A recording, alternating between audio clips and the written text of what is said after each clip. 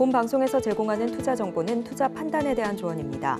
방송에서 제공하는 주식의 가치, 가격 상승 및 하락에 대해서는 방송사에서 보장하지 않습니다. 실시간 정보 브리핑입니다. 지난해 12월 결산 코스피 상장 기업의 배당금이 41조 원을 넘어서며 전년 대비 1조 3천억 원 증가한 것으로 나타났습니다. 이는 전년 39조 8,276억 원보다 3.3% 증가한 수치입니다. 다음 소식입니다. 넷마블은 오는 8일 글로벌 정식 출시를 앞둔 신작 액션 게임 나 혼자만 레벨 어라이즈의 사전 등록자 수 1,500만 명을 돌파했다고 밝혔습니다. 출시 하루를 앞두고 1,500만 명을 돌파하면서 정식 출시 및 흥행에 대한 기대감이 고조되고 있습니다. 마지막 소식입니다. 인천시는 여행객 4,000명과 승무원을 태운 전세 크루즈가 인천항 크루즈 터미널에 입항했다고 밝혔습니다. 인천관광공사와 함께하는 활동으로서 크루즈 관광객 유치를 활발하게 진행하고 있습니다. 중국인의 여행 수요가 늘어나면서 여행, 관광, 카지노 관련주들의 흐름 주목하시기 바랍니다.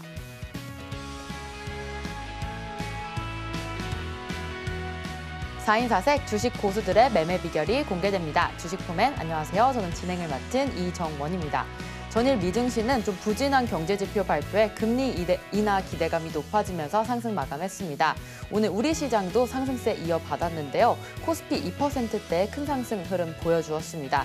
특히나 인공지능 반도체 모멘텀이 살아나면서 영향을 좀 받았고요. 외국인의 매수세에 힘입어 오늘 삼성전자와 SK하이닉스 장중 4%대의 상승 보여주었습니다.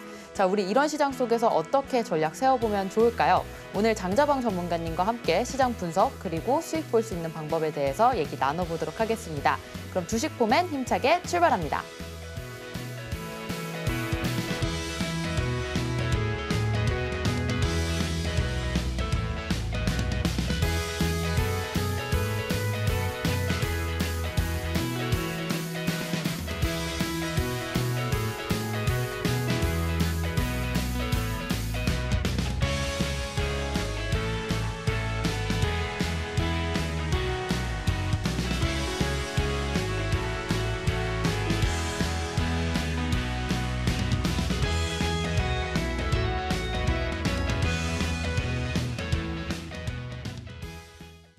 네, 장자방 전문가님과 함께 하시면 장중에 딱 한 번, 한 달에 한 번 있는 무료 공개 방송 들어오실 수 있습니다. 수요일, 내일 진행하고 있고요. 8시 반부터 3시 반까지 선물 옵션 무료 공개 방송 있으니까요. 들어오셔서 수익 크게 날 수 있는 방법 같이 배워가시길 바라겠습니다. 자, 그렇다면 오늘의 전문가님, 장자방 전문가님 모셔보겠습니다. 전문가님, 안녕하세요. 안녕하세요.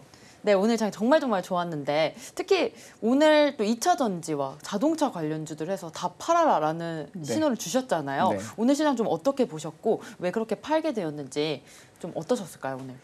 우리가 시장을 접근할 때 제가 3주 전, 4주 전부터 여러분 지금 화면에 지금 PPT 잠깐 보실까요? 화면에 보시면 제가 이런 페이지를 맨날 보여드렸는데 한 달째죠. 이제 뭐 사면 될까요? 라고 얘기할 때 이미 산 거와 지금 사도 되는 거 하면서 2차 전지 관련 무조건 사셔라 이야기를 조정 시에 말씀드렸고요. 자동차 관련 이야기 드렸고 건설과 시멘트, 그다음에 통신, 자율주행 관련 이렇게 요것들 집중적으로 하세요라고 이야기 드렸고 기존에 들고 있는 것은 반도체예요. 반도체는 계속 보유하고 있고 아직 팔지 않고 있는 상태고요. 우리가 신규로 매수하면 요거 좋겠다라고 이야기 드렸습니다. 자, 그러면 제가 한번 이렇게 말씀드려 보겠습니다. 제가 이 종목들 살 때 여러분에게 얘는 한없이 끝까지 갈 거니까 길게 들고 갑니까? 라고 이야기했나요? 아니면 10%에서 20% 정도 차익 나면 팔고 나갈게요. 단타입니다라고 말씀드렸나요? 단타라고 말씀드렸습니다. 자, 왜냐하면 시장이 종합주가 지수가 공격적으로 올라가는 구도 안에서 얘네들이 주도주가 될 수 있느냐라고 물어볼 때 중요한 건 오늘 여러분 지난 연휴 전에 시장이 하루 종일 하락했거든요. 그죠? 금요일 날 급락을 했다가 갑자기 토요일 날, 일요일 날, 월요일 날 이렇게 3일 동안에 미국장이 급등하면서 우리 갭상승을 크게 했습니다. 자, 한번 생각해 보세요. 제가 여러분께 어떤 얘기 드렸죠? 계속 우리가 1월 달 조정 시에도 매수해라. 그리고 2월 달 조정 시에도 매수해라. 3월 중순 이후에 조정 시에도 매수해라. 계속 상방을 이야기 드렸습니다. 언제까지라고 했습니까? 기억나십니까? 6월에서 7월 정도라고 이야기했습니다. 6, 7월이 지난 뒤에는 매수하시면 안 돼요. 이해하셨죠? 다시 한번 말씀드립니다. 계속 아직까지는 괜찮다라고 이야기했고요. 그래서 우리가 상승의 랠리가 클라이막스가 언제냐라고 물어본다면 6월에서 7월이다라고 생각드렸고요. 혹시 연장되면은 8월 첫 주나 둘째 주가 클라이막스일 것이고 연장이 안 된다면 7월 말쯤이 아마 상방의 끝일 거다. 그래서 올해 주식 농사는 거기서 끝내셔야 된다라고 말씀드리고 있는데 저는 마지막까지 끌고 갈 종목이 누구냐고 물어보면 반도체 그리고 코덱스 레버리지라고 말씀을 다시 한번 드리겠습니다. 자, 그러면 정리 한번 해보겠습니다. 저는 오늘 자동차와 그다음에 2차 전지 관련 종목을 한 주도 남기지 말고 다 팔라 그랬습니다. 근데 가만히 궁금해하시는 분이 있어요. 아니 저 사람은 지금 이제 장방 상승하고 이제 막 가는 것 같은데 왜 다 팔라고 하지? 라고 이야기하는 분들이 계세요.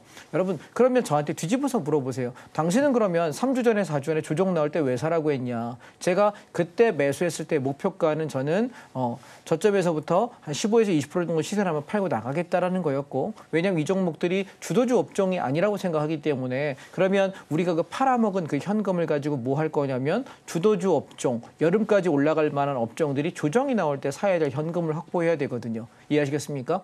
제가 이렇게 경제TV에 출연하고 있지만 저도 가끔 경제TV 보거나 뭐 여러 가지 너튜브나 이런 것들 많이 보잖아요. 거기서 종목에 관한 얘기들, 시황에 관한 얘기하시는 분들이 굉장히 많아요. 왜냐하면 저 같은 직업을 갖고 있는 분이 우리나라에 한 2만 명이 넘어요. 세금 내는 사람만 2만 명이에요. 세금 안 내는 사람은 아마 10만 명이 넘을지 모르겠습니다. 그렇다면 내가 소득 활동을 하면서 이 업으로 세금을 내는 사람만 2만 명이 넘는데 그 많은 분들이 대부분 언제 사는지 아십니까? 시장이 오르기 시작하면 오를 때 야 내려와 눌림목을 살게 이렇게 얘기하지 조정 나와서 하락해서 남들 다 안 살 때 사는 사람은 거의 없어요.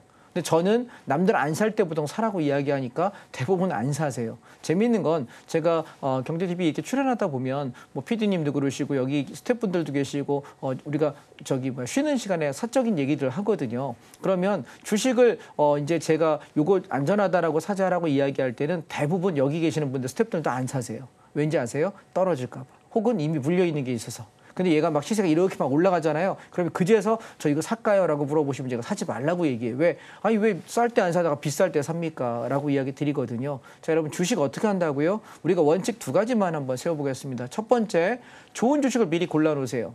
그리고 이따가 얘가 가격 대비 싸질 때 나는 사는 거예요. 이해하셨나요? 우리나라 종목은요 굉장히 크게 상승하는 종목들이 많이 없어요. 특히 대형주나 중심주 중에는. 그래서 얘들은 이렇게 일정 폭 올랐다 내렸다를 늘 반복해요. 이걸 우리가 패턴이라고 얘기하는데 제가 그 패턴 안에서 여러분들께 요쯤부터 사는 거는 분할 매수하시면 좀 안전합니다라고 말씀을 주로 드리는 이유가 뭐냐면 제가 시장에 참여한 지가 만으로 18년 됐어요. 그러면 제가 알고 있는 데이터만 18년의 거래 데이터가 있잖아요. 그러면 그 18년 동안의 거래 데이터 동안에 이걸 벗어나는 경우는 뭐 정도 있었냐면 2007년, 2008년에 리먼 사태 터질 때 그걸 벗어나는 투매가 나왔고요. 그다음에 2019년, 2020년이죠. 20년 1, 2, 3월 달에 시장이 급락 나올 때 코로나로 인해서 급락 나올 때 그때 말고는 없었어요. 이해하시겠습니까? 그러면 제가 거래하기 이전을 놀아본다면 1997년 11월에 IMF 사태 터질 때 그때가 한 번 있었을 거고요. 그리고 그 이후에도 우리가 이렇게 한 10년에 한 번쯤 5년에 한 번쯤 어떤 이슈를 급락할 때 빼고는 그 추세를 이탈하지 않아요. 재미있는 건 그 추세를 이탈할 때 내가 사서 물린다 하더라도 시간이 좀 지나고 나면은 결국 다 올라오거든요. 그러니까 저는 여러분께 중소형 종목을 하지 마시라고 자꾸 추천을 하는 이유가 뭐냐면 중소형 종목은 영원히 회복하지 못하는 종목들이 많아요. 대형 종목 중에도 회복 못하는 종목 많이 있거든요. 그래서 우리가 제일 중요한 건 안전하게 하자는 겁니다. 많이 버는 게 아니에요. 제가 여러분께 돈 많이 벌라고 팔자 바꾸라고 이야기를 잘 안 하지 않습니까? 어쩌다 한 번씩 얘기하죠. 재미있는 건 이따가 종목 얘기 드릴 건데요. 차이나 관련, 차이나 전기차하고 차이나 H 레버리지 두 종목 얘기할 때 제가 앞으로 40~50%는 벌 건데요 라고 이야기를 아무리 드렸어도 그 당시에 배팅을 안 하신 분과 홀딩 못 하신 분들은 돈을 못 벌어요. 이해하시겠습니까? 그래서 오늘 전 여러분께 이렇게 말씀드려 보겠습니다. 상승에 너무 여러분 환희하지 마세요. 너무 좋아하지 마십시오. 그래서 우리가 지금 상승은 내가 조정 시에 사놨던 종목들이 올라올 때 하나씩 차익 실현하는 과정이고 현금화하는 과정이고 그리고 다시 우리가 좋아야 되는 건 언제냐면 조정이 오는 구간이 좋은 겁니다. 여러분 이해하시겠습니까? 주식 들고 있는 사람은 저한테 돈을 던질 수 있습니다. 주식 기준 뭐라는 거야? 라고 얘기할 수 있겠는데 우리는 좋은 종목들이 싸질 때를 좋아하고 기다려야 되는 것이고 내 생각대로 잘 샀다가 시세가 확 올라와서 수익이 나면 나는 차익 실현해 나가면 현금 확보하는 거예요. 왜 우리 장은 계속 추세장인 적이 제가 본 18년간은 없었어요. 언제 한 번 있었냐면 딱 한 번 있었습니다. 2020년도 코로나로 급락했을 때 3월 17일이었나요? 19일이었나요? 그날이 저점을 찍고 나서부터 1월 첫 주, 둘째 주까지 급등했던 그 7, 8개월의 기간만 연속 상승이었어요. 그걸 제외하고 18년 동안 단 한 번도 연속 상승이 그렇게 7, 8개월을 갔던 적이 제 기억에 단 한 번도 없어요. 한 번도 없다고요. 한 번도 없습니다. 이해했습니까? 18년 중에 7, 8개월밖에 없어요. 그렇다면 우리가 평균율의 기억을 의지하는 게 낫지 않을까. 그래서 지금 여름까지 상승장이긴 하지만 우리가 공격적인 매수 포인트를 잡을 자리는 아닌 거다라는 생각을 말씀드리고요. 아직 좀 더 상승할 여력은 있습니다. 그래서 지금 가지고 있는 종목들과 현재 여러분이 공략해 볼 만한 위치에 괜찮은 위치들 오늘 하나하나 차근차근 정리를 좀 해드릴 테니까 여러분 뭐 준비하셔야 됩니까? 필기구하고요. 그다음에 노트 하나 준비하셔가지고 자리에 착석하시면 좋겠습니다. 지금부터 하나씩 말씀드리겠습니다. 네, 여름 상승장까지 끌고 갈 반도체 그리고 코덱스 레버리지다라는 말씀 주셨고요. 또 안전하게 투자하고 싶다라고 하시는 분들 장자방 전문가님 따라서 투자 배워보면 좋을 것 같습니다. 자, 내일 오전이죠. 오전 8시 반부터 3시 반 장중 방송, 라이브 방송입니다. 무료 공개 방송에서 선물 옵션 강의 있으니까요. 꼭 참여해 주시고요. 오늘 또 종목 설명 자세하게 해주시니까요. 또 A4 용지랑 펜슬 들고 이제 또 필기를 해주시면 좋을 것 같습니다. 자, 전문가님. 그러면 2차 전지랑 자동차는 오늘 다 파셨다고 했고 그러면 어쨌든 전문가님이 생각하셨을 때 고점에 파신 거잖아요. 고점은 아니에요. 고점까지는 네. 아닌가요? 그러면은 그냥 고점보다 조금 네, 적정한 수준에서 팔았다? 적정하게 그냥 네. 목표가에 와서 팔았습니다. 네, 그럼 조금 더 갈 수도 있을 것 같은데 그럼 2차 전지랑 자동차 관련 종목들도 살펴보고 아까 좋다고 하셨던 그 차이나 전기차 쪽도 보시면 좋을 것 같습니다. 자, 하나씩 우리 살펴보도록 하겠습니다. 제가 여러분께 가장 좋다라고 이야기 드리는 종목은 코덱스 레버리지였습니다. 자, 보시게 되면 이 코덱스 레버리지라고 하는 종목은요. 무슨 ETF냐면 종합주가 지수가 올라가면 올라가는 거에 2배가 오르는 것이 코덱스 레버리지입니다. 내가 만약 종목을 마땅히 살 게 없고 시장이 오르는 건 맞는데 내가 고르는 종목이 시장을 따라가지 못할 거라고 생각한다면 종합주가 상승폭의 2배 정도 수익 낼 수 있는 코덱스 레버리지를 모아가는 게 가장 좋은 매매가 아닐까라고 말씀을 드렸고요. 제가 여러분들께 여기 10월 말에 여기 14,000원에서부터 사라고 이야기 드리고 쭉 치고 올라와서 19,000원에 다 팔면서 수익률 35% 40% 차익을 한번 냈고요. 그리고 여기 1월 17일부터 1월 26일 16,200원에서 15,500원 구간에 매수해가지고 쭉 치고 올라올 때 25,000원 이상에서 다 팔게요라고 이야기 드렸습니다. 그리고 또 하나 4월 중순에 여기 떨어질 때 18,000원 밑에서 열심히 담아볼게요라고 이야기하면서 목표가 쌍봉 26,600원 제시하고 있는데요. 현재 19,800원입니다. 그래서 오늘 오전에 제가 얘가 오늘 지금 수익률만 코덱스 레버리지 오늘 당일 수익률만 4.59% 올랐거든요. 그래서 오늘 올라올 때 여러분들께 50%는 일단 정리하고 갈게요. 그리고 여기 쌍봉을 돌파하느냐. 돌파하면 더 살 거예요. 돌파하지 못하면 다 팔 생각이고요. 그래서 이번 주 아마 내일과 모레 정도에 거의 고점을 찍지 않을까라고 생각을 하거든요. 그래서 아마 다음 주, 이번 주 금요일이거나 다음 주 월화 중에 얘를 돌파한다면 추가 매수 사인을 드릴 생각이고 돌파하지 못한다면 일단 정리하고 다시 눌림을 이용해서 재매수를 공략할 생각 저는 하고 있습니다. 그러면 지수를 긍정적으로 본다라는 건 충분하게 이해가 되시겠죠? 자, 그다음 그러면 요거 말고 또 하나 뭐였죠? 우리가 코스닥 150 레버리지를 말씀드렸는데 보세요. 지금 보시면 여러분 차이점을 한번 보세요. 아까 우리가 코덱스 레버리지라고 하는 종목은 아직 종목 코드 모르시는 분이 있으니까 다시 한번 말씀드리겠습니다. 얘는 12630입니다. 12630. 자, 이 종목은 내가 코스피 대형 종목이 올라가면 종합주가지수가 오르잖아요. 종합주가지수가 오르면 얘도 연동해서 수익이 나요. 그러니까 내가 대형 종목을 사고 싶은데 내가 산 거가 안 오르고 다른 게 더 오를 수 있잖아요. 그럴 때 내가 사는 게 요 코덱스 레버리지예요. 그래서 얘는 눌렀다가 이만큼까지 올라와서 앞전 고점은 여기고요. 얘는 지금 여기서 더 갈 거냐 말 거냐를 좀 이야기하고 있어요. 그림으로 이해되시죠? 그런데 여러분 코스닥 150 레버리지는 보시게 되면 얘는 어디서 놀고 있냐면 이 밑에서 놀아요. 보세요. 밑에 이렇게 올라왔다가 눌렀는데 반등이 요만큼밖에 못 왔어요. 그러면 가만히 생각해 보세요. 지금 제가 왜 대형 종목 좋아하는지 아시겠어요? 중소형 종목이 대형 종목보다 더 많이 갈 때도 가끔 있기는 해요. 걔는 뭐냐면 상승장의 끝자락. 예, 대형 종목이 먼저 가고 그다음에 중소형 종목이 오르기 때문에 여러분 반드시 기억하세요. 중소형 종목을 먼저 사야 된다라고 얘기하는 사람은 그냥 걸르세요. 이해하셨습니까? 시장을 모르는 거야. 항상 여러분 생각해 보세요. 여러분이 세력이면은 돈을 어디에 먼저 투자할 것 같아? 자, 뒤집어서 한번 말씀드려 볼게요. 자, 여러분에게 돈 30억이 있습니다. 현금 30억이 있어. 기분 좋죠? 시청자 여러분. 30억이 있어. 30억이 있으면 1번 나는 강남 아파트 가서 30억 주고 강남 아파트 살래. 2번 강북에 가가지고 아파트 3개, 4개 살래. 뭐 사실 것 같아요? 우리가 상식적인 생각이면 당연히 강남 아파트를 먼저 삽니다. 자, 만약에 100억이 있습니다. 내가 100억이 있으면 저기 한남동 가서 나인원 한남 나는 100평짜리 저거 100억 주고 살래? 아니면 나는 저기 지방에 가가지고 1억짜리 100채 살래? 뭐 사실래요? 당연히 예, 한남동 가요. 그게 기본적인 상식적인 생각이에요. 그럼 생각 가만히 한번 해보세요. 왜 이럴까요? 자본주의의 특성은요. 자본이 주인입니다. 그 얘기는 자본이 평가 가치를 높게 인정하는 거일수록 상승장에 더 많이 가고 하락장에 덜 떨어져요. 또 자본의 평가 가치가 낮다라고 평가하는 사람일수록 우리가 얘가 더 오를 때도 적게 오르고 빠질 때 더 많이 빠지고 거래가 안 돼요. 근데 이런 때 있죠. 여러분이 우리가 주식에 대한 이야기를 할 때 우리가 성장주 얘기하는 경우가 있고 이게 우리가 말하는 아까 한남동이나 강남이나 이런 아파트에 해당하는 거예요. 왜냐하면 지금도 성장을 많이 했지만 앞으로 성장한다면 얘가 주도로 끌고 갈 거 이게 성장주예요. 이해하셨나요? 두 번째, 성장 가치주가 있어. 성장주까지는 못 가지만 그 밑에 정도 서울 아파트로 치면 강남 3구에 강남 서초의 아파트가 만약에 성장주라면 우리가 마용성 그러죠. 마포, 용산, 성동구 요 정도가 우리가 성장 가치주인 거야. 강남까지는 때려주기도 못 가. 용산까지는 절대로 못 가. 그런데 최소한 얘네가 올라갈 때 같이 따라 올라가면서 제법 성향이 괜찮은 종목. 이게 우리가 마용성 정도가 성장 가치주입니다. 이해하시겠습니까? 그런데 여기다 또 하나의 얘기가 있어. 가치주라고 불러. 얘는 뭐냐면 나중에 언젠가 성장하게 되면 가치가 상당히 좋을 거고 그중에 한두 놈은 엄청나게 오를 수도 있어요.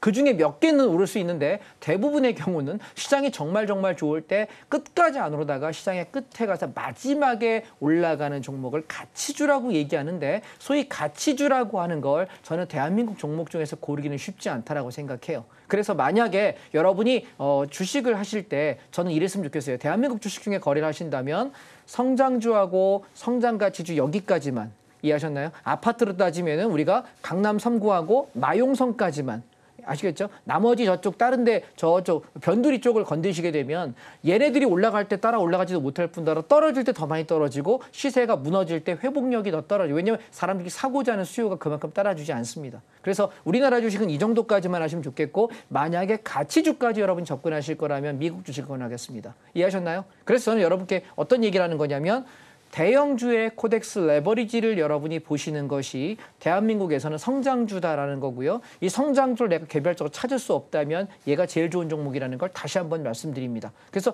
중소형 종목 잘 하시는 분들이 계세요. 중소형 종목을 아주 저가에 발굴해가지고 막 급등하는 걸 막 50%, 100%, 200%, 1000% 잘 찾는 분들이 계세요. 그분들은 예외입니다. 아시겠죠? 왜냐하면 제가 시청자 여러분께서 그런 고수라고 생각할 거면 제가 찾아가서 배워야지, 무릎 꿇고 배워야지 여기서 떠들지 않아요. 근데 이 경제TV를 시청하시는 대부분의 시청자분들은 그런 고수분들이기보다는 초보자이거나 중간쯤 경력이 있는 분들이 이 방송을 많이 보세요. 그래서 여러분에게 눈높이에 맞는 것은 안전한 우리가 성장주냐 아니면 성장 가치주냐 여기에 포커스를 맞추셔야지 가치 투자한답시고 저기 아직 시장이 막 올라가는데 가지 못하는 종목을 건드리는 것은 시간 가치가 좀 안 좋다는 거예요. 무슨 얘기인지 여러분 이해되실까요? 자, 왜 그러냐면 지금 제가 좀 검은 옷을 입었죠. 예, 오늘 제가 끝나고 장례식장을 가야 돼요. 예, 아주 친한 분의 어머니께서 돌아가셨어요. 그런데 제가 이런 얘기를 하고 싶어요. 이제 80 정도 되셨거든요. 우리가 한번 생각해 볼게요. 우리가 살 수 있는 수명이 얼마나 될까 생각을 한번 해보시게 되면 인간의 수명이 이렇게 길지가 않아요. 우리가 투자를 할 때 시간을 오래 끄는 종목이 과연 좋은 거냐라고 묻는다면 내가 영원히 살 수 있고 내가 언제까지나 돈을 쓸 수 있고 언제까지나 건강하다면 시간을 영원히 투자해서라도 오랫동안 가져가는 게 제일 좋아요. 그런데 인간의 삶은 그렇지 못하거든요. 돈이 필요하고 돈을 써야 되고 우리는 계속해서 경제적 인간이기 때문에 필요해요. 재화라는 것이. 그러면 가만히 생각해 보세요. 내가 같은 돈을 투자했는데 내 삶의 시간을 투자하는 거잖아요. 그죠? 노동을 통해서 내가 근로를 통해서 사업을 통해서 벌은 그 돈을 나는 주식에 투자해가지고 시간을 투자해서 돈을 벌어야 되는 건데 그럼 이 사람이 시간을 너무 오래 끌어야 되는 종목에 내가 가지고 있다면 과연 올바른 투자일 거냐라고 물어본다면 저는 그렇지 않은 것 같아요. 여러분 동의하실지 모르겠습니다. 저는 그렇게 생각해요. 그래서 여러분들께 오늘 제가 종목들을 왜 사고 팔았는지의 관점을 순서대로 하나씩 한번 설명드려 볼 테니까 접근 한번 해보시겠습니다. 자, 그러면 한번 보시죠. 제가 시장이 올라갈 거라고 이야기 드리면서 어떤 얘기를 드렸냐면 자, 우리 이게 미국 달러인데요. 제가 여기 12,000원, 12,500원에서 미국 달러 선물 레버리지를 사시라고 이야기 드리면서 여기 14,500원에서 14,800원 찍을 때 미국 달러 레버리지를 다 팔았어요. 그 얘기는 뭐냐면 달러가 계속 올라간다는 얘기는 주가가 조정이 언제든 받을 수 있는 건데 이 달러가 상승세가 떨어지는 순간부터는 주가가 상승에 힘을 더한다는 얘기예요. 이해하시겠죠? 상식적으로. 그러면 왜 그러냐면 우리가 만약에 현대차의 제네시스 1억짜리 제일 깡통차가 1억이거든요. 1억을 내가 주문했어. 그래서 저기 현대차 회장님 제네시스 한 대만 보내주세요 라고 제가 전화했어요. 제가 미국 사람이에요.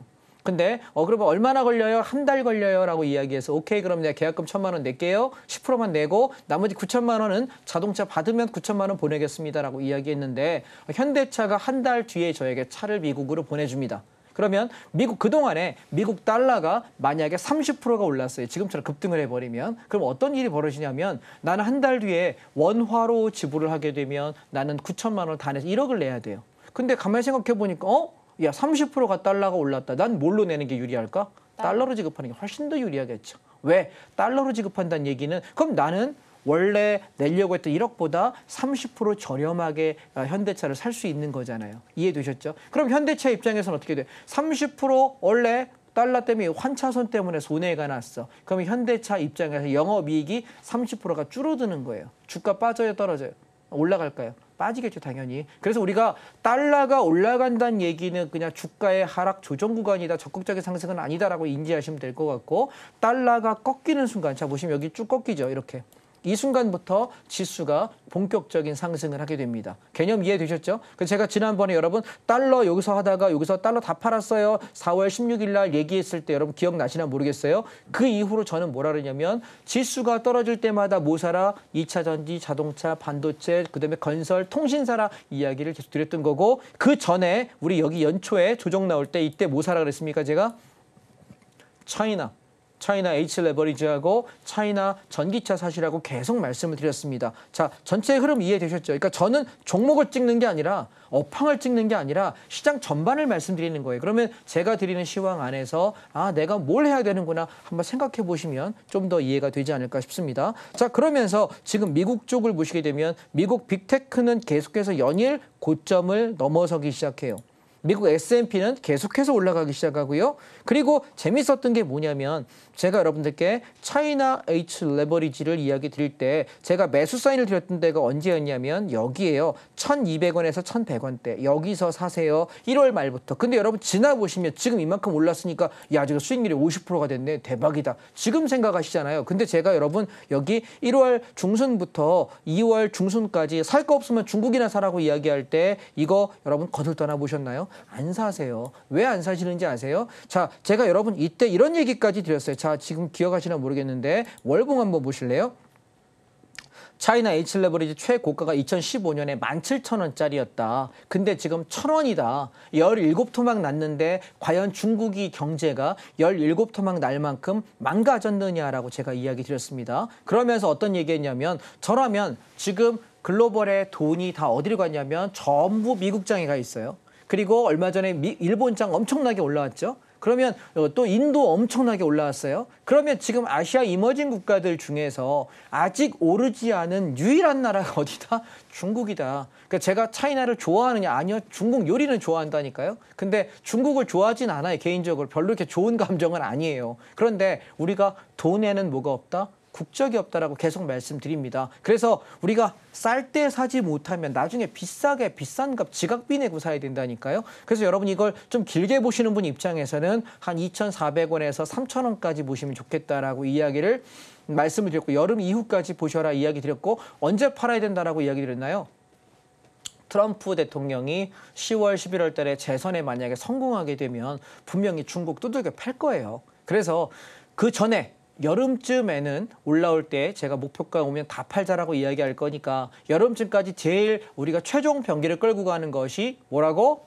Yes, 차이나라고 이야기 드렸습니다. 그래서 계속 지금 수익률이 벌써 늦게 따라붙은 분들도 35%쯤 되는 것 같고요. 일찍 잡으신 분들은 거의 한 50%에 육박하는 것 같아요. 이해되실까요? 그래서 얘는 1650원 건드려버리면 다 정리할 거고 그렇지 않으면 쭉 버텨볼 생각입니다. 저는 어디까지를 목표가 잡냐면 2,000원 중반에서 3,000원까지 바라볼 생각이에요. 이해하셨나요? 만약 그 전에 조정이 나온다면 제가 없는 분들 진입사인 아마 드릴 거예요. 그럼 여러분 어떻게 될까요? 함께 하는 공간으로 들어오셔야만 제가 말씀을 따로 드릴 수 있을 것 같아요. 방송에서는 뭐 제가 실시간 말씀을 드릴 수 있는 방법이 없어서요. 오케이? 그래서 중국이 여름까지 끌고 갈 수 있는 좋은 투자처다라는 얘기를 드리고 있으니까 차이나 H레버리지 끌고 가시는 분들은 쭉 한번 밀고 한번 가보시면 좋겠고요. 그 다음에 제가 드렸던 게 뭐였냐면 우리가 차이나 전기차였어요. 기억나십니까? 얘 언제 우리가 여기 1월 말에 쏟아질 때 7,500원 밑에 쏟아질 때 한 일주일 동안,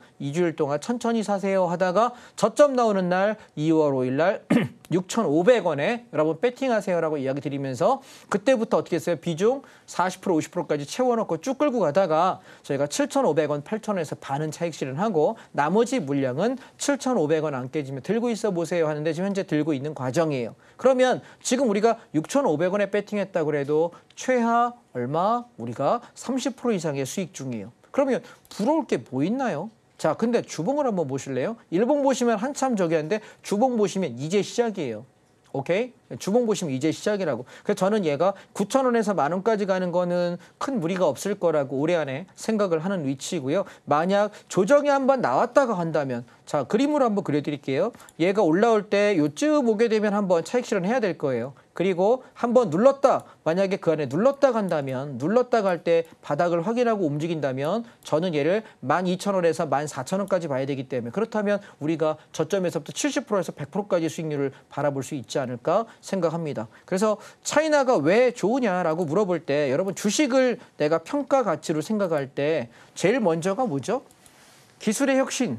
두 번째가 뭐였냐면 적자였던 기업이 흑자로 돌아설 때 수익이 많이 나요. 그다음에 세 번째가 뭐냐면 시류의 테마를 타고 하는 종목이에요. 그런데 재미있는 건 뭐냐면 중국이라는 자체는 우리가 어떤 나라냐면 생산 인구가 되게 많아요.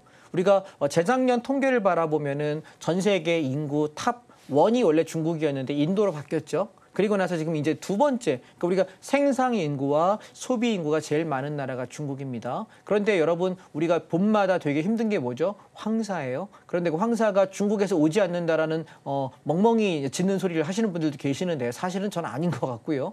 중국의 공장을 떼면서 난방을 하는 겨울부터 봄까지 우리가 굉장히 괴롭죠. 그래서 우리가 탄소 기후에 대한 협약에 의해서 전기차로 바뀌어가야 되거든요. 탄소 배출량을 줄여야 되기 때문에. 그래서 단일 국가로서는 아마 전기차 소비를 해야 되는 가장 큰 시장이 중국이 아닐까라고 생각합니다. 그래서 이 차이나 전기차 셀렉티브라고 하는 ETF 이 종목은요. 종목 코드가 371460이거든요. 이 종목은 제가 여러분 나스닥에 미국에 상장되어 있는 중국의 전기차 관련 회사다. 그러니까 중국 회사이지만 중국에 상장도 있지 않기 때문에 안정적으로 거래할 수 있다라고 강조를 드렸던 종목이거든요. 얘도 여러분 우리가 좀 긴 호흡으로 보시면 어떨까라고 말씀을 드립니다. 앞으로 3년 뒤에 5년 뒤에 얘는 얼마가 있을까 상상에 맡겨보겠습니다. 꽤 많이 상승할 수 있다라고 이야기 드려요. 왜 18,500원까지 갔던 종목이 6,800원이면 3분의 1 토막 났잖아요. 그러면 최소한 바닥에서 더블 올라오면 12,000원, 13,000원 와야 될 거 아닙니까? 아직도 매우 배고프다 이겁니다. 아시겠습니까? 그래서 좀 길게 보시면 좋겠다라는 말씀을 드리고 싶은 종목이고요. 자, 그럼 본론으로 이제 우리 국내장으로 한번 돌아와 보겠습니다. 국내장을 보시게 되면 자, 반도체입니다.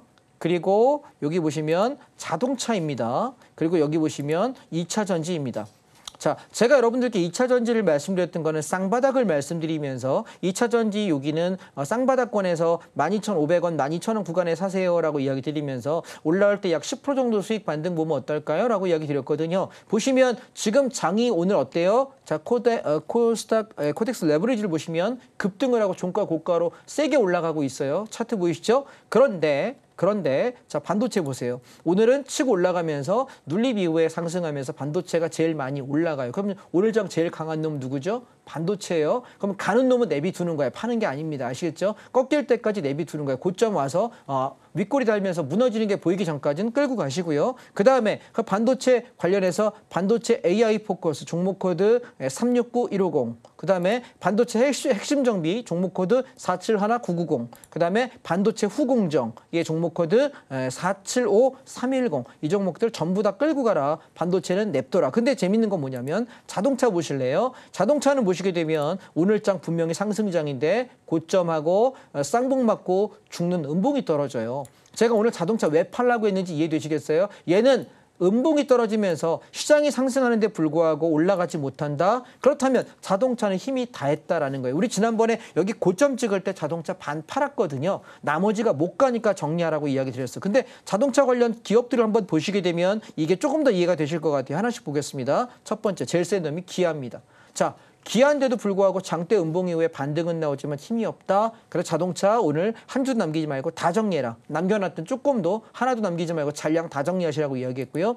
자, 현대차입니다. 오늘장 상승장이 어때요? 장대 음봉 이후에 버티고 있지만 가지 못한다. 다 정리하자라고 남은 잔량을 다 정리했고요. 현대모비스입니다. 마찬가지 이미 정리해서도 할 거 없고요. 그다음에 현대위아입니다. 올라갔다가 지난번 우리 70% 왜 정리했는지 여러분 기억나실까요? 이게 현대위아 치고 올라갈 때 이렇게 올라갈 때 요날 여기 양봉 찍은 요날에 제가 여러분들께 70% 80% 정리하세요라고 이야기하는데 그때 여러분 의아하셨을 거예요. 저 사람은 왜 올라만 오면 팔라 그러지? 이게 이상하다. 이제 여기 넘으면 막 갈 것 같은데 생각하셨을 거예요. 근데 제가 뭐예요? 여기를 못 넘을 가능성이 높다고 판단해서 팔으라고 얘기한 거예요. 왜? 가더라도 탄력이 둔화되고 무너지면은 나는 뭐 해야 되니까. 수익 났던 거 토해야 되잖아요. 그러니까 여러분 어떻게 해야 되냐면 탄력이 약하다고 판단하는 종목은 어떻게 됩니까? 시세가 둔화될 때 우리가 목표가를 10% 정도 잡았으면 7에서 10%쯤 올라올 때 반을 팔고요. 남은 수량 들고 있다가 못 가나 그러면 미련 없이 던지셔야 돼요. 이해하시겠습니까? 한국 주식은 그렇게 하셔야 돼. 이걸 만약 내가 하나도 안 팔고 욕심내겠다고 지난번에 절반 청산 안 했으면 오늘 다 팔라는 얘기 안 나올 거예요. 왜? 좀 더 있다가 올라오면 어떨까? 조금 더 이런 마음 분명히 들거든요. 매매하는 요령 이해되시겠습니까? 저는 그렇게 시장을 바라봅니다. 자, 그다음에 우리가 또 괜찮았다라고 해도 종목 중에 하나가 요거죠. HL만두.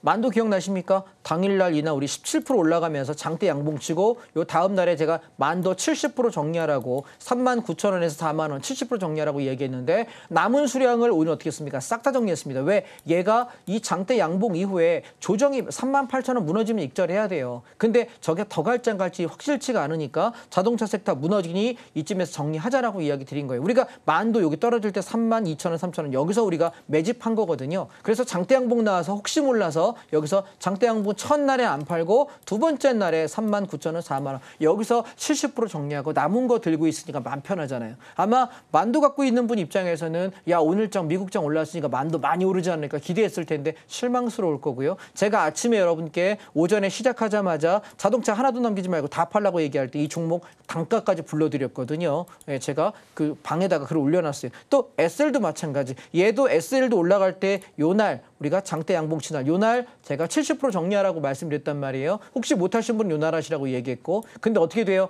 남은 수량 결국은 오늘 다 정리해버리면서 저 사람이 왜 팔라고 얘기했는지가 중요하다라는 걸 좀 인지하시면 좋겠습니다. 오케이? 우리가 매수하는 것을 뭐라고 한다? 기술이라고 합니다. 근데 팔고 나가는 타이밍을 잡는 것을 예술이라고 왜 얘기하냐면 탄력이 둔화될 때 욕심을 비우는 게 되게 힘들어요. 사람들이 주식으로 돈을 버는 게 왜 어려운지 아십니까? 제가 이렇게 한번 여쭤보겠습니다. 자, 우리 아나운서님. 네. 주식으로 돈 버는 게 왜 어려울 것 같아요? 사자는 거 사면 되잖아. 그렇죠. 그럼 이게 욕심인 거죠. 근데 반대로 하락장이 막 와요. 시장이 막 투매가 와. 그러면 투매가 올 때 싸게 사라 그럴 때 사져요, 안 사져요? 안 사져요. 왜 안 사져요? 지하실이 있을까 봐. 더 떨어질까 봐. 네. 그렇죠.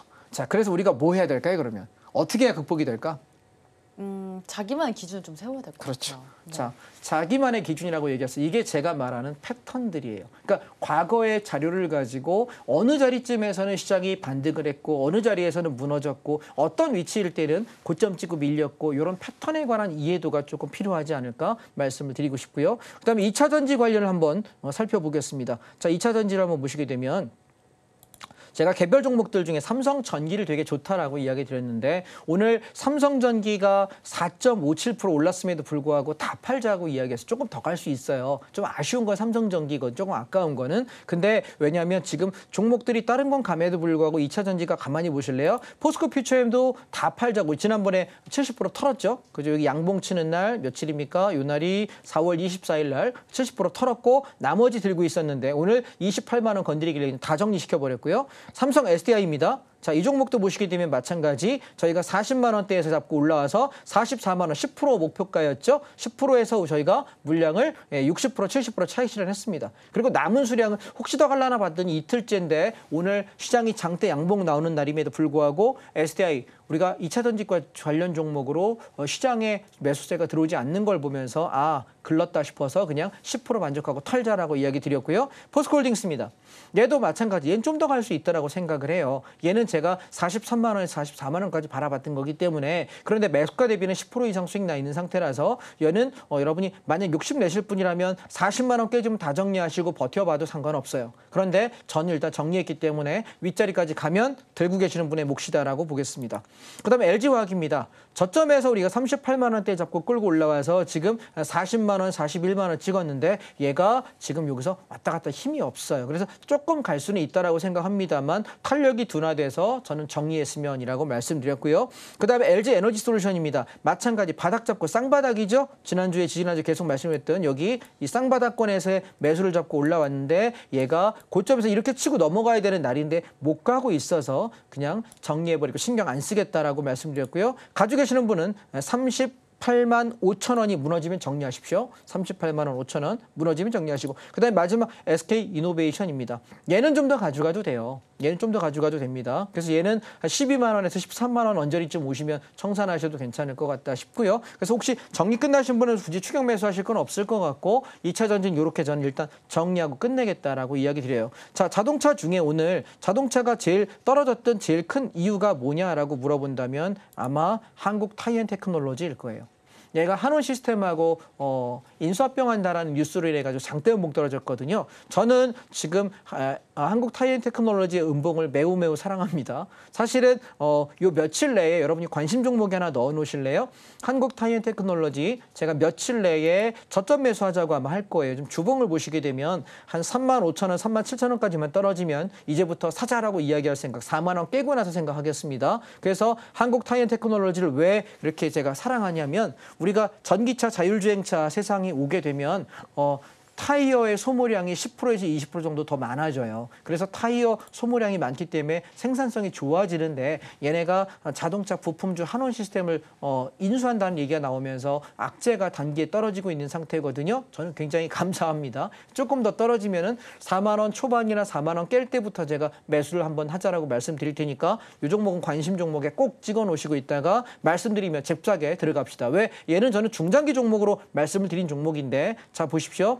우리가 언제부터 얘기했냐면 재작년이죠. 재작년에 3만 5천 원 밑에 떨어질 때 여기서부터 매수하세요. 그리고 그다음에 여기 그다음에 여기 이렇게 해서 살 거 없으면 3만 7천 원, 3만 6천 원 다 상관없다라고 내내 사라고만 얘기했던 종목이에요. 그러다가 여기 6만 원 넘어가면서부터 팔기 시작했거든요. 그래서 저는 다시 떨어지면 다시 이 박스권 안으로 획이 들어오게 되면 4만 원에서 3만 2, 3천 원 요 구간 안에서 저는 다시 살 거고 때를 기다려서 다시 올라가는 걸 챙겨볼 생각합니다. 이해되셨나요? 그래서 만약에 타이밍이 잡혀서 이걸 매수에 우리가 성공할 수 있다고 한다면 여름 안에 얘가 수익을 굉장히 좋게 줄 수 있는 종목이 아닌가 싶어요. 이런 걸 성장주라고 하지 않고 성장 가치주라고 합니다. 아시겠습니까? 그래서 이런 종목들은 여러분이 좀 관심을 갖고 보시면 좋겠다라는 말씀 드리고 싶습니다. 오케이? 되셨죠? 자, 그러면 주식 얘기는 제가 이 정도 드리면 좋을 것 같고요. 반도체 종목은 조금 더 가져가 볼게요. 그리고 제가 반도체 팔 때쯤 되면 다시 여러분께 글을 드리면서 반도체 팔고 나갈게요라고 말씀드릴 테니까 시장이 조금 더 상승할 수 있다라는 걸 염두에 두시고 장을 보시면 좋겠습니다.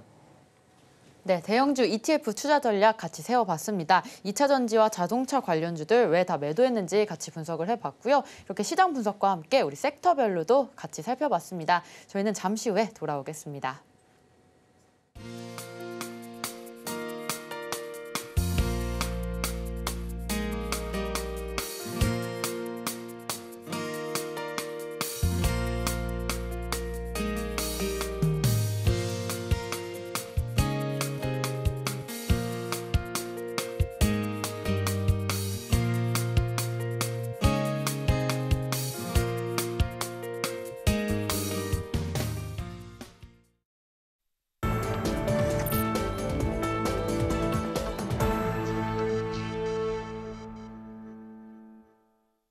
안전하고 큰 수익 만들어보고 싶다라고 하시는 분들 장자방 전문가님과 함께 하시면 되겠습니다. 내일 오전 8시 반에 또 무료 공개 방송 있으니까요. 잘 참여해 주시고요. 끝까지 수익 볼 수 있는 방법에 대해서 배워보도록 하겠습니다. 자, 그럼 이어서 우리 강의 시간으로 넘어갈 텐데요. 강의라고 하기보다는 또 내일 더 자세하게 설명해 줄 선물 옵션에 대해서 좀 간단하게 설명해 주신다고 하셨잖아요. 아까 패턴에 대해서 얘기하셨는데 오늘 그 패턴 적용 가능할지 선물에서도. 예, 제가 오늘 사례를 몇 가지 한번 설명드려 볼게요. 내일 제가 오전에 8시 반부터 3시 반까지 하루 종일 선물 옵션 무료 강의를 진행합니다. 우리가 선물 옵션이 어렵다고 생각하는데 사실 되게 쉽거든요.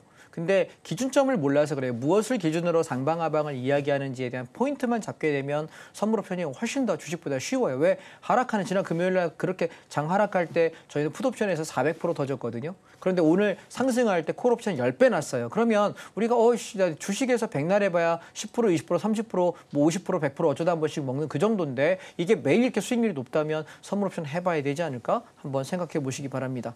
자, 저는 선물 옵션 이렇게 접근합니다. 자, 화면 한번 보시죠. 기준점이라는 개념을 가지고 접근을 하는데요. 제가 지금 접근하는 방식은 그래서 여기가 우리 콜 옵션 C라고 표현하고요. 풋 옵션 P라고 표현한다면 시소라고 생각해 보세요. 내가 기준점이라는 게 있는데 콜 옵션의 기준점이 무너지게 되면 장 하락이야. 풋 옵션의 기준점이 무너지면 상승이야. 요 개념만 알고 있으면 내가 기준점이 뭐가 깨졌는지만 보면 방향은 쉽게 알 수 있어요. 무슨 얘기인지 이해되시겠죠? 자, 그러면 지수가 올라갈 때 수익을 낼 수 있는 것이 주식이라고 한다면 선물 옵션에서는 지수가 빠져도 올라도 수익을 양쪽 다 낼 수 있다는 거예요. 자, 사례 한번 보겠습니다. 4월 18일 사례를 한번 가지고 보시면 종합주가 지수가 막 올라요. 올라갈 때 그날 어땠냐면 삼성전자는 3%가 올랐고요. 그다음에 종합주가 지수보다 더 많이 올랐던 종목은 우리가 갖고 있었던 현대미포조선이죠. 10%가 올랐어요. 근데 한번 예를 한번 들어보겠습니다. 그런데 여러분 종합주가 지수가 막 오늘처럼 오르는 날에 삼성전자 3% 올라가고 현대미포조선 10% 올랐어. 내가 둘 중에 뭘 살래 그러면 미포조선 사는 게 훨씬 더 낫죠. 수익이 10%가 나니까. 그런데 내가 만약 삼성전자 3%, 미포조선 10%가 아니라 콜옵션을 샀다면 얼마를 벌었냐면 이날 당일날 콜옵션이 2000%, 20배가 났어요. 어마어마한 수익이 나죠. 왜 그런가 한번 차트로 한번 보실까요? 자, 보시죠.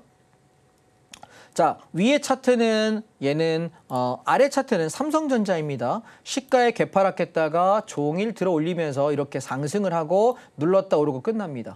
그런데 위의 차트는 선물 차트입니다. 보시면 아침에 개파락해서 올라가고 종가 고가로 올라가요. 그러면 보세요. 패턴 똑같죠?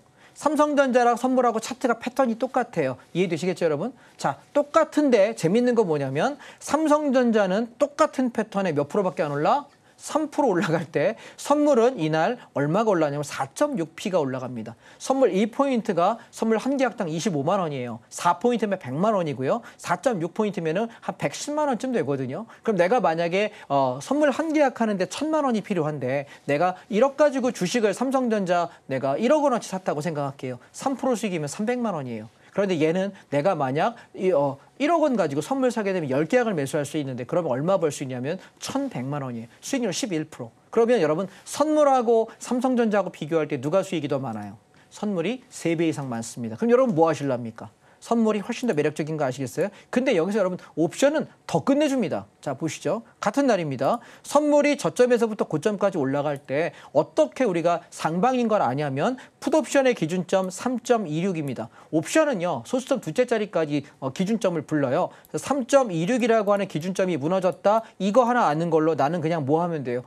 풋옵션 무너지니까 상방이네. 콜 잡아서 종가까지 밀어붙였더니 몇 배가 났냐면 20배가 납니다. 어마어마하죠. 오늘처럼 여러분 지난 금요일부터 오늘까지 1박 2일 만에 콜옵션 수익 얼마나 하셨는지 아세요? 오늘 11배 났어요. 10배가 좀 넘게 났네요. 그러면 내가 주식 100날 내가 1년, 2년 열심히 해봐야 원금 10배 못 벌거든요. 그러면 선물 옵션은 내가 이렇게 한 달에 한 번, 두 달에 한 번씩은 5배, 10배 이상의 수익률을 충분히 냅니다. 우리가 일주일에 2배, 더블 이상 나는 것은 일주일에 한두 번 이상은 무조건 있어요. 그리고 한 달에 최소한 300%, 500%씩 나는 건 무조건 있어요. 그리고 3개월에 10배에서 50배까지 나는 대박장이 3, 4개월마다 무조건 있어요. 그러면 수익률 게임 누가 더 날까요? 선물 옵션이 훨씬 낫겠죠. 자, 그러면 상승장만 이러냐라고 물어보면 2월 2일 같은 경우는 상승장 얼마였냐면 콜옵션이 36배가 났습니다. 자, 하락장을 한번 볼게요. 4월 16일하고 19일날 한번 보시죠. 삼성전자 2% 하락하는 날 풋옵션은 몇 배 나냐면 350%가 시세가 났고요. 그다음에 삼성전자 3% 하락하는 날 풋옵션이 몇 배가 났냐면 2000%가 났습니다. 자, 잘 생각해 보십시오. 내가 그러면 근데 여기 보시면 5월 3일입니다. 엊그제 금요일이었죠. 5월 3일 날 삼성전기 1.31%, 오늘 4% 올라간 삼성전기예요. 근데 얘가 이만큼 1.3% 하락할 때 풋옵션은 몇 배가 수익 날 수 있냐면 400%입니다. 여러분 뭐 하시고 싶으세요? 내가 하락하는 날, 자 1번 삼성전자 사고 싶습니까? 아니면 나는 조금 덜 빠지는 삼성전기 사고 싶습니까? 아니면 나는 하락장에 수익을 낼 수 있는 풋옵션을 사서 수익을 내고 싶습니까? 생각 가만히 해보실까요? 자, 차트 한번 보시면 조금 더 이해가 더 빠를 것 같아요. 패턴으로 한번 보시죠. 보시면 얘는 4월 16일입니다. 전날보다 개파락했어요. 선물치수고요. 그대로 빠집니다. 자, 얘는 삼성전자입니다. 전날보다 개파락했는데 그대로 빠집니다. 패턴 똑같죠? 그러면 선물 차트를 내가 제대로 배우면 주식 잘할 수 있을까 없을까? 잘합니다. 장자방이 왜 선물 옵션을 주력으로 하는 사람이고 파생상품 트레이더인데 왜 웬만한 주식 전문가보다 시황을 더 잘 볼까? 왜 이 사람이 오른다면 오르고 이 사람이 빠진다면 빠질까? 이상하지 않으세요? 주식 무지 잘난 척하는 거 아니야? 예, 잘났어요. 잘 봐요. 예, 잘 보잖아. 팩트입니다. 뭐 다른 얘기한 거 없습니다. 그런데 왜 그러냐면 선물 옵션의 패턴을 가지고 우리는 주식을 보기 때문에 쉬운 거예요. 근데 주식만 하는 사람 입장은 항상 긍정적인 회로로 머리를 봅니다. 왜요? 주식은 올라야 수익이 나니까 주식만 하시는 분들은 항상 긍정적이야. 근데 희망으로 돌리다가 깨지는 경우가 많죠. 저는요 늘 희망적이지가 않아요. 굉장히 시니컬해요. 시장 볼 때 되게 냉소적으로 봐요. 왜냐하면 하락으로도 돈 벌면 되는데 굳이 상방만 내가 봐야 될 이유가 없지 않습니까? 자, 보시면 옵션 차트 한번 보실까요? 이날 4월 16일 날 아까 삼성전자 3% 빠질 때 얘 얼마 빠졌냐면 풋옵션에서 350% 수익 납니다. 자, 4월 19일입니다. 얘 똑같은데 패턴 존재한다는 거 보세요. 개파락해가지고 종일 빠져요. 얼마 갔냐면 풋옵션이 저점에서부터 20배 갔습니다. 2000%. 그럼 생각 가만히 해보실래요? 내가 하락장에 만약에 주식을 하지 않고 선물옵션을 배운 사람이라면 어떻게 할까요? 내 거 3% 5% 빠지는 거 손절쳐버리고 어이씨 저거 잡으면 몇 배씩 나는데 몇백 프로 터지는데 내가 풋옵션 잡을까 계속 물려있는 주식 들고 끙끙거릴까 생각해 보시면 당연히 선물옵션이 낮다는 거 아실 수 있을 거예요. 가장 가까운 미래를 보시죠. 가장 가까운 과거를 한번 보시게 되면 자 보세요. 5월 3일 날은요 정말 뒤통수를 때린 날이었어요. 어땠냐면 지수가 갭상승해가지고 올라가는 것처럼 오전에 15분 동안 버티다가 종일 빠졌어요. 그리고 나서 오늘 급등한 거거든요. 자, 보시면 삼성전기예요. 아침에 올랐었거든. 근데 쭉 빠져서 1.3% 빠졌는데 오늘 삼성전기 얼마 올랐어요? 저거 오늘 4% 올랐단 말이에요. 생각해보세요. 이거 견딜 수 있는지. 근데 저는 여러분 삼성전기 일봉 보시면 쌍봉이라서 이제 쌍봉 맞고 죽겠다 싶어가지고 다 정리하고 끝냈단 말이에요. 근데 생각 한번 해보세요. 이때 저는 여러분들께 뭐 했냐면 풋옵션 잡아라. 장 빠지니까. 자, 그러면 풋옵션 어땠을까요? 시장이 시작부터 왕창 간다고. 근데 물론 하락장에도 가는 종목이 있어요. 차이나 미디어 콘텐츠가 이렇게 올라가면서 얘는 2.5% 올랐단 말이에요. 그러면 내가 하락장도 이런 거 고를 수 있으면 좋은데 하락장에 여러분 이런 거 찾기 되게 어렵거든요. 그래서 이날 어땠냐면 풋옵션이 저점에서부터 몇 배 갔다? 400% 갔다. 자, 여러분 여쭤보겠습니다. 선물옵션 해볼 만합니까? 내일 오전에 8시 30분부터 3시 반까지 여러분하고 온라인 특강으로 선물옵션 함께 하도록 하겠습니다. 혹시 아직 할 줄 모르는 분, 해봤는데 손해나는 분, 해봤는데 수익이 꾸준하지 않으신 분들께서는 내일 오전 8시 반까지 오십시오. 저는 오전에 1시간에서 1시간 반에 매매에 7, 80%를 끝냅니다. 늦게 오시게 되면 매매를 못 보시니까 오전 한번 오셔가지고 함께 보시면 아 이게 진짜 선물옵션 매력적이다라고 생각하실 거고요. 내가 잘 안 됐던 건 내가 기준을 못 잡기 때문이구나 라는 게 인지가 되시면 함께 하시면 좋을 것 같습니다. 오케이? 내일 오전 8시 반에 뵙겠습니다. 감사합니다.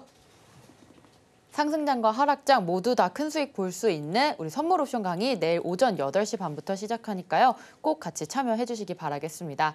오늘 방송 내용 핵심 정리 화면으로 만나보겠습니다. 오늘의 핵심입니다. 주요 섹터 ETF 투자 현황 살펴봤습니다. 코덱스 레버리지와 반도체주 여름 상승장의 끝까지 홀딩할 종목이다라는 말씀 주셨습니다. 자, 두 번째로 쌍바닥 업종 대표주 분할 매수 사례 알아봤습니다. 차이나 H 레버리지 전기차 ETF 그리고 2차 전지와 자동차 매도한 부분 이유 같이 분석했습니다. 마지막으로 변동성 활용 선물 옵션 매매 사례 배워봤습니다. 네, 오늘 장자방 전문가님과 인사 나누고 마무리하도록 하겠습니다. 전문가님, 감사합니다. 주식포맨 저희가 오늘 준비한 소식은 여기까지입니다. 본 방송에서 제공하는 정보는 투자 판단에 대한 조언일 뿐 해당 주식의 가치와 수익률을 보장하지 않습니다. 최근 당사를 사칭한 피해가 늘고 있으니 주의하시기 바랍니다. 저희는 다음 이 시간에 오겠습니다. 시청자 여러분 고맙습니다.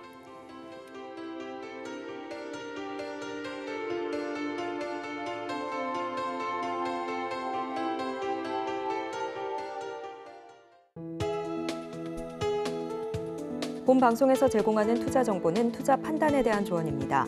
방송에서 제공하는 주식의 가치, 가격 상승 및 하락에 대해서는 방송사에서 보장하지 않습니다.